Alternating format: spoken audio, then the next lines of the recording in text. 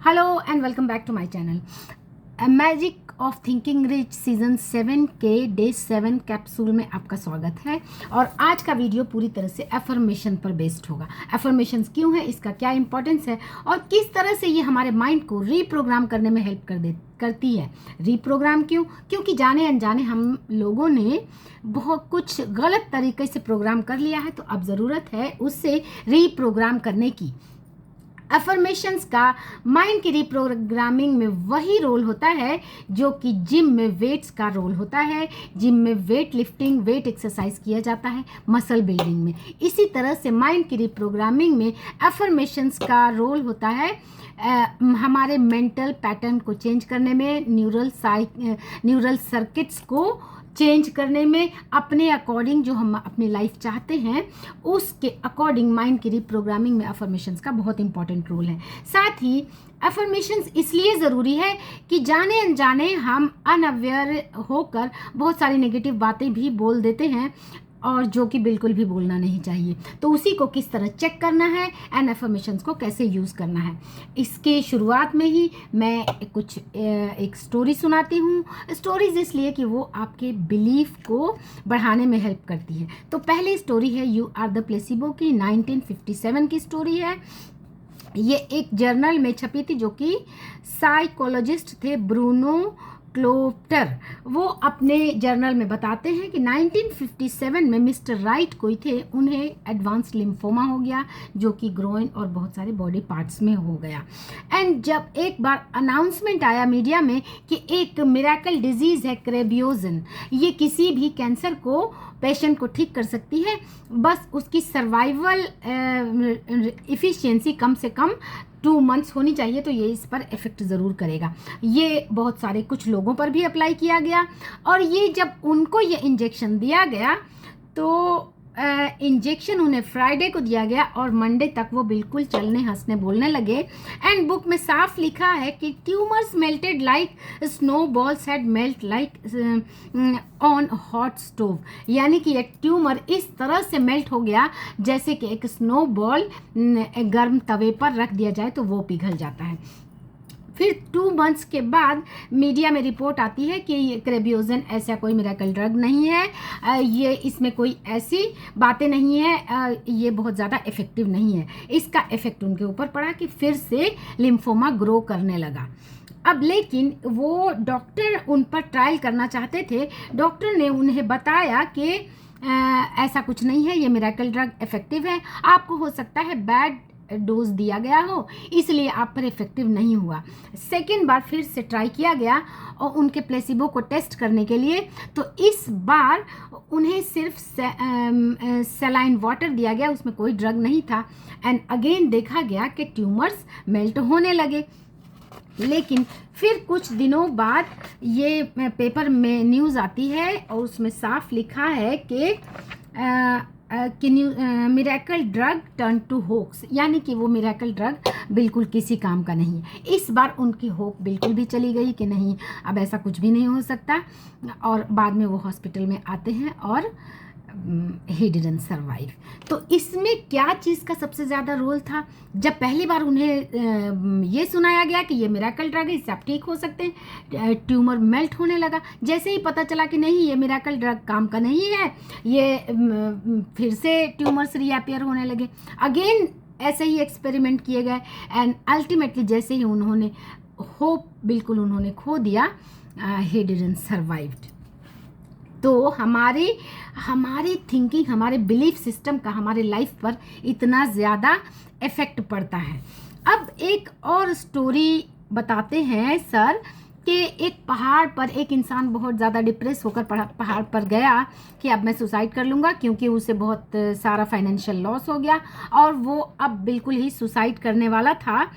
तो just suicide करने ही वाला था तो उसे एक इंसान दिखाई दिया और वो कहते हैं कि भाई तुम क्या कर रहे हो? तो बोला कि मैं सुसाइड करने जा रहा हूँ क्योंकि मुझे अब ज़िंदगी बिल्कुल अच्छी नहीं लगने लगी, मैं कोई भी चीज़ मेरे हिसाब से नहीं चल रही, मैं हर चीज़ में फेलियर हो गया हूँ, फाइनेंशियल बहुत सारा लॉस हो गया है। तो उसने कहा कि तुम्हें फाइनेंशियल लॉस की की वजह से सुसाइड करने की ज़रूरत नहीं, तुम्हें पैसे ही का लॉस हुआ ना, तो चलो मैं तुम्हें 3 करोड़ का चेक देता हूँ। और बाद में पूछा तुम कौन हो, तो वो बताते हैं कि जॉन डी रॉकफेलर हैं वो, और वो चले आए घर पे। फिर उन्हें लगा कि अरे ये ऊपर वाले ने तो मिराकल कर दिया, ये 3 करोड़ का चेक ये दे दिया।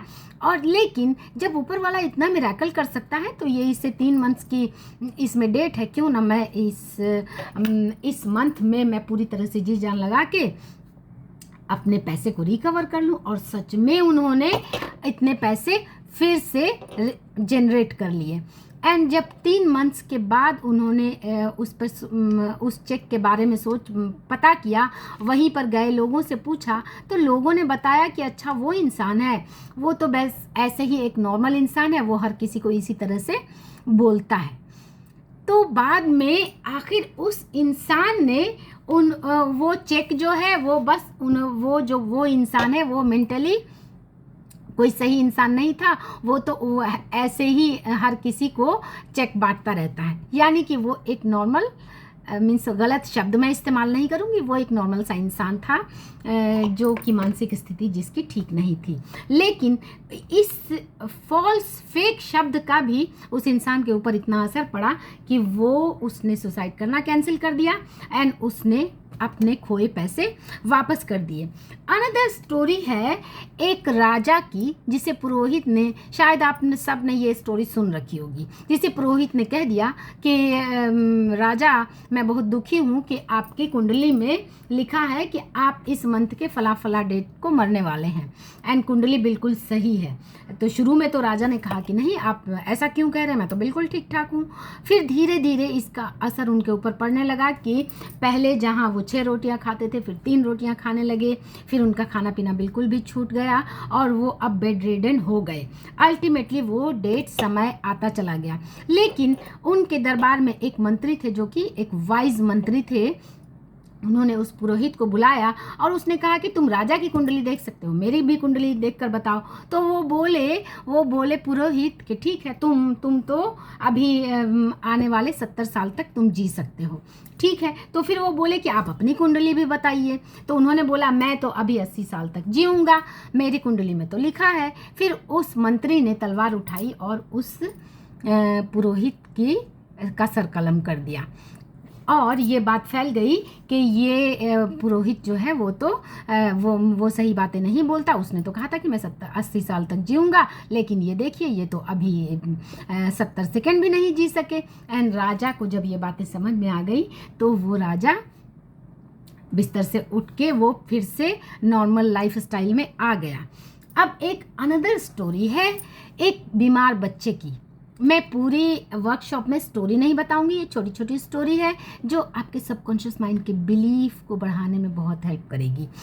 एंड एक राजा ने कहा कि एक बच्चा था जो काफ़ी बीमार था और अब वो बिल्कुल भी उसके बचने की कोई उम्मीद नहीं थी। तो गांव वालों ने कहा कि चलो एक पहाड़ पर एक साधु संत रहते हैं, वो शायद कोई मंत्र पढ़ दें तो ये बच्चा फिर से जी जाए। तो ठीक है, उसे ले जाया गया। लेकिन एक समझदार इंसान उस बीच में था और उसने उस संत को कहा कि हम सारे मेडिकल साइंस एक तरफ हो गई है, वो कुछ नहीं कर पा रही, तुम्हारे चंद मंत्र क्या काम कर देंगे। तो उस जो साधु थे उन्होंने उसे डांटा और कहा कि सुनो, तुम नहीं जानते कि कितनी शक्ति है मेरे अंदर। और उन्होंने एक तरह से उन्हें बुरी तरह से डांटा कि तुम चले जाओ यहाँ से। अल्टीमेटली वो इंसान इतना गुस्सा हो गया कि वो उस संत पर उसने हाथ उठाया। तब वो संत कहते हैं कि मेरे चंद शब्दों में इतनी शक्ति है कि तुम्हारे अंदर एक तुम पढ़े लिखे इंसान अब जानवर की तरह बिहेव कर रहे हो, तो मेरे इन शब्दों में इतनी शक्ति भी होगी कि ये बच्चा फिर से जी जाए। और उन्होंने सच में उस बच्चे के कान में मंत्र पढ़े और वो बच्चा फिर से रिवाइव हो गया, यानी कि उसमें जान आ गई। हालांकि वो पहले से भी जिंदा था, लेकिन अब वो बिल्कुल नॉर्मल की तरह धीरे धीरे मूव करने लगा, यानी कि वो उसकी सेहत ठीक होने लगी। तो ये बातें बिल्कुल साबित करती हैं कि आपके अपने बिलीफ सिस्टम से कुछ भी हासिल कर सकते हैं। कोई भी हीलिंग इंटेलिजेंस को जागृत करके आप अपने आप को हील कर सकते हैं, अपनी फैमिली मेम्बर्स को हील कर सकते हैं। इसमें आपको ज़रूरत है सिर्फ अपने अंदर की शक्ति को जागृत करने की, अपने अंदर से जो नेगेटिविटी है उसे दूर करने की, जो द ज़ीरो लिमिट में जो विटाले कहते हैं, जो डॉक्टर ह्यू लेन अपनी बुक में लिखते हैं कि शिकायत मुझे है तो हीलिंग की ज़रूरत भी मुझे है, और टॉक्सिक तुम नहीं हो, टॉक्सिक मेरे थॉट हैं। यानी कि हमारे घर में कोई बीमार है, तो हमारे घर में कोई रिलेशनशिप में इश्यूज़ हैं, तो वो थॉट्स हमारे अंदर हैं, उसे हील हम जैसे ही कर देते हैं तो बाहरी सराउंडिंग भी पूरी तरह से हील होने लगती है। आइए अब चंद अफर्मेशन से अपने अंदर की शक्ति को जागृत करते हैं और इस शक्ति से आसपास की सराउंडिंग को भी शराबोर करते हैं, क्योंकि मेरे इस वर्कशॉप को लाने का पर्पस ही है आपके अंदर की शक्ति को जागृत करना, क्योंकि सारी शक्तियाँ हमारे अंदर ही हैं। आपको कहीं भी बाहर जाके किसी से माथे पे कुमकुम लगवाने की ज़रूरत नहीं, किसी के टी शर्ट्स पहनने की ज़रूरत नहीं, किसी के आश्वासन की ज़रूरत नहीं कि मैं तुम्हारे साथ बैठी हूँ तो तुम ठीक हो जाओगी, मैं तुमको बोल दूँ तो तुम ठीक हो जाओगी, मैं ऐसे बोल दूँ कि तुम ऐसे कपड़े पहन लोगी ग्रीन कलर के तो तुम हील हो जाओगी, तुम अपने पर्स में लाल कलर के वॉलेट रख लोगी तो तुम्हारे पास बहुत पैसे आ जाएंगे। सारी शक्तियाँ आपके अपने अंदर छुपी हैं, उसे ज़रूरत है जागृत करने की। सो किसी और के भरोसे पर ना रहिए, अपने अंदर की शक्ति को जागृत करिए, बस यही काफ़ी है। अपने आप को फ्री करें कि अब बाहर की चीज़ें आपको इन्फ्लुएंस कर रही हैं। डॉक्टर जो डिस्पेंजा अपनी बुक में लिखते हैं, फ्री अप योर बॉडी। जैसे ही आप अपने शरीर को, अपने बॉडी को फ्री कर लेते हैं बाहरी वातावरण से, आप ज़ीरो स्टेट में आ जाते हैं, और जब आप ज़ीरो स्टेट में आते हैं तब आप क्रिएटिव मोड में आते हैं। सो अगर आपको अपना बेस्ट लेवल अचीव करना है तो सबसे पहले बाहरी सराउंडिंग से, उनकी बातों से, उनके वाइब्रेशन से अपने आप को और उस नेगेटिविटी से फ्री कर लें, ज़ीरो स्टेट में आ जाएं। अब आप क्रिएटिव मोड में हैं। आइए हम एक छोटा सा अफर्मेशंस करते हैं और उसमें एक छोटा सा 5 मिनट्स का 2-3 मिनट्स का मेडिटेशन करते हैं अपने माइंड को रीप्रोग्राम करने के लिए। Take a deep breath in, breath out. 8 से 10 बार ब्रीथ इन और ब्रीथ आउट करें। सांसों को आप साध कर अपने लाइफ में बहुत सारी चीज़ें मैनिफेस्ट कर सकते हैं, क्योंकि हमारी सांसें हमारे इमोशंस के अकॉर्डिंग चलती हैं। जैसे ही अगर हमें कोई डर आ जाए हमारी सांसें तेज़ हो जाती हैं, हम वरी करने लगते हैं, हमारी सांसें तेज़ हो जाती हैं। सो सांसों को अगर आप साध लेते हैं, उसकी जो इनहेल एक्सेल की स्पीड को आप जितना कम करेंगे, जितना लंबा करेंगे, यानी कि आपकी लाइफ स्पैन भी उतनी ज़्यादा और आपकी हेल्थ भी उतनी ज़्यादा होगी। कछुए की ब्रीदिंग स्पीड 4-5 के आसपास होती है, वो कितनी लंबी ज़िंदगी जीता है। एंड एक कुत्ता 14-16 उसकी ब्रीदिंग स्पीड होती है, एंड उसकी लाइफ ऑफ कोर्स बहुत कम है। सो अपने ब्रीदिंग स्पीड को आप जितना स्लो एंड स्मूथ करेंगे, आपकी लाइफ, आपका फोकस उतना ही अच्छा हो जाएगा। सो बैठ जाएं एंड धीरे धीरे सांसों को अंदर लें एंड ब्रीथ आउट। अपने शरीर को सर से पांव तक स्कैन करिए।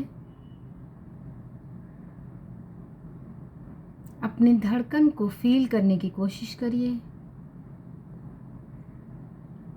शरीर में कहीं पे दर्द है, कहीं पे कोई तकलीफ है, तो उससे डिसअपियर होता हुआ, उसे मेल्ट होता हुआ फील करें। वहाँ पर आपको फोकस्ड होना है। इस मेडिटेशन के दौरान जहाँ पर भी आपको कहीं पे शरीर में कहीं पे कोई दर्द है, कोई तकलीफ़ है, वहाँ पर और ज़्यादा फोकस करना है और उसे मेल्ट होता हुआ, उसे डिसअपियर होता हुआ देखना है।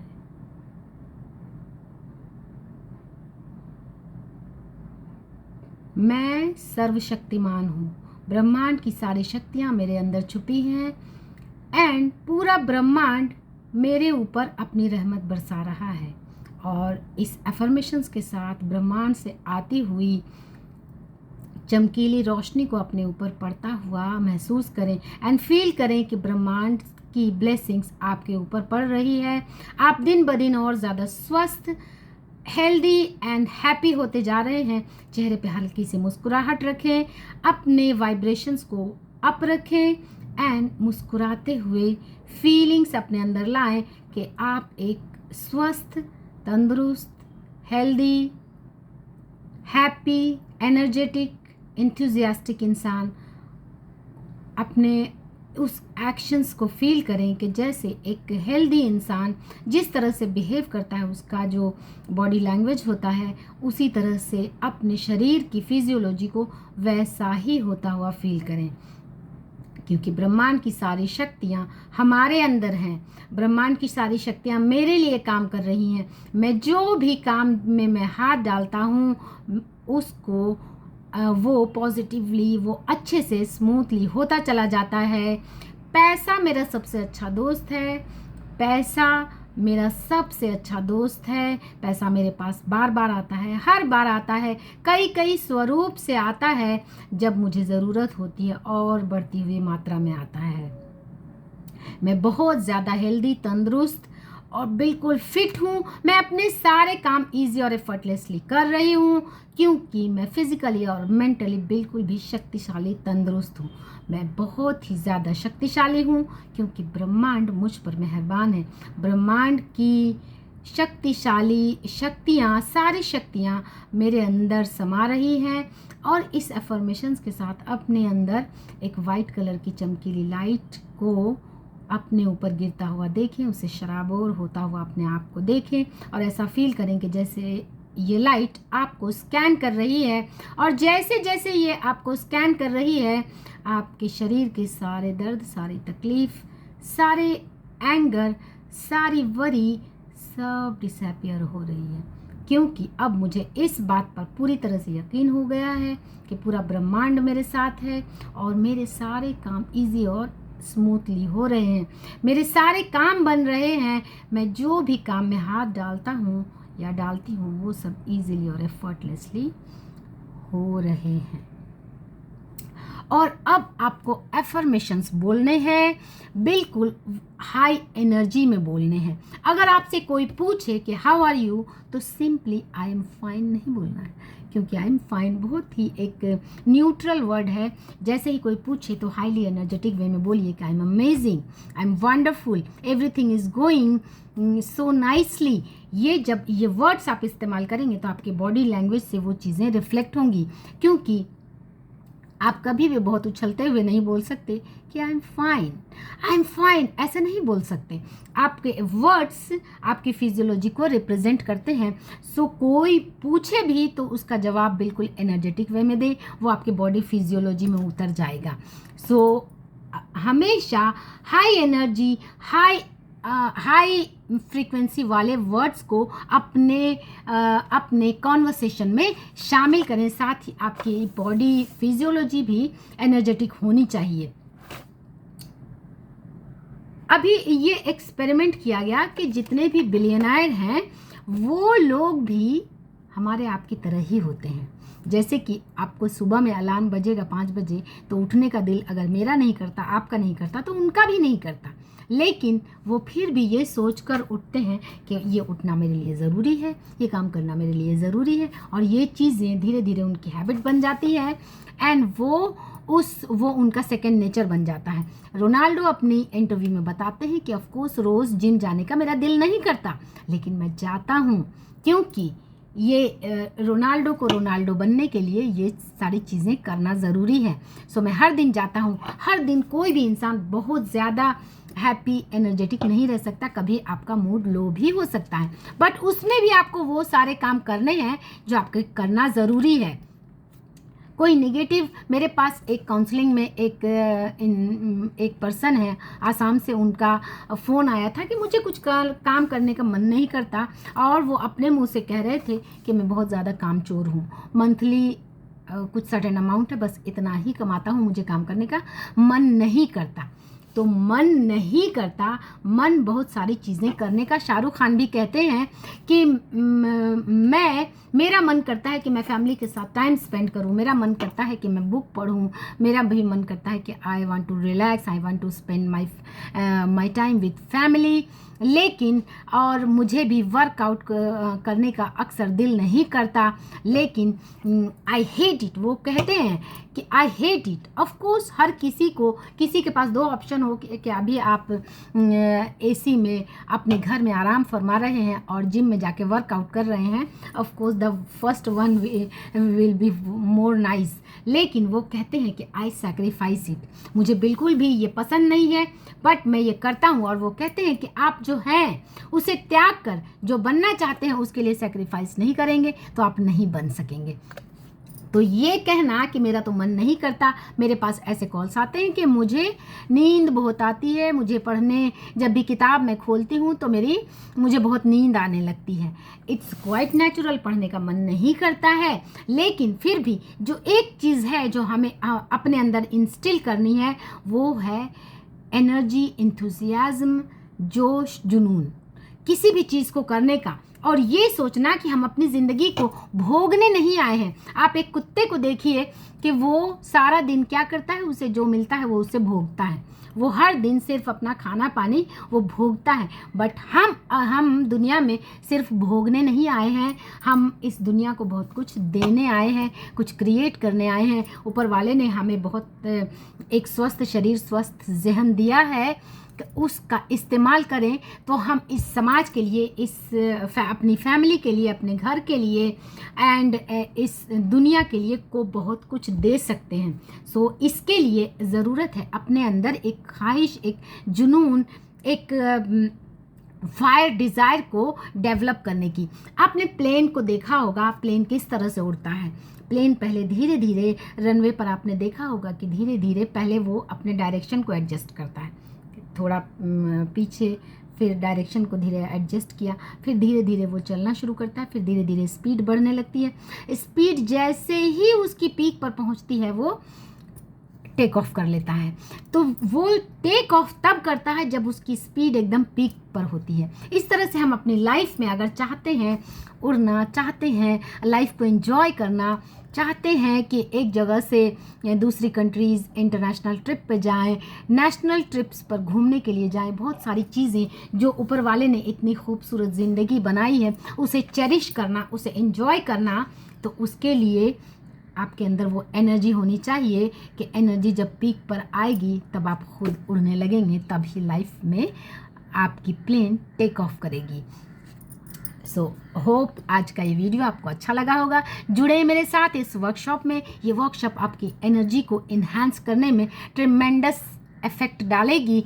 इस वर्कशॉप को ज़रूर देखें एंड लोगों के साथ शेयर करें, आपकी एनर्जी कई गुना ज़्यादा बढ़ जाएगी।